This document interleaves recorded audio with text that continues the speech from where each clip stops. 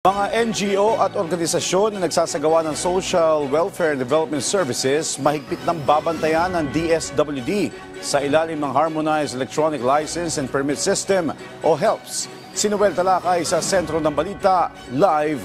Noel?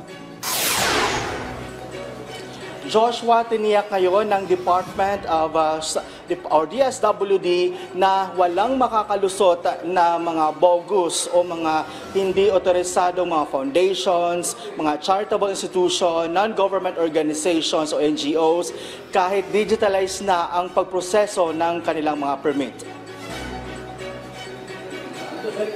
Patuloy na babantayan ang mga NGO at mga organisasyon na nagsasagawa ng Social Welfare and Development Services o SWADAS.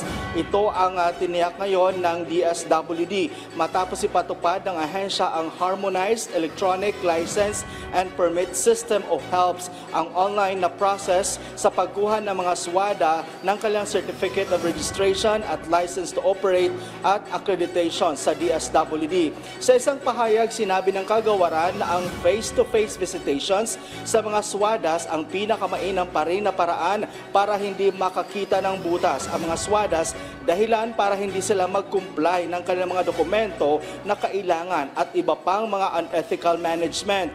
Sinugundahan naman ito ng DSWD Standards Bureau Director matapos sabihin na ang pinapalakas pa rin nila ngayon ang mga DSWD field offices ang monitoring para sa mga SWADA. Sinabi rin ng kagawaran na tinitiyak nila na nasusunod ng isang charitable institutions, foundations at NGOs ang pag-comply ng kanilang mga dokumento kasama na rin ang kanilang mga operations araw-araw.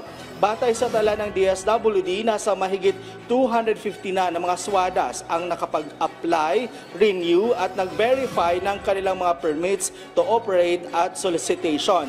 Ang HELPS ay isang inisyatibo ng DSWD bilang pagsunod nito sa digitalization program ni Pangulong Ferdinand Marcos Jr.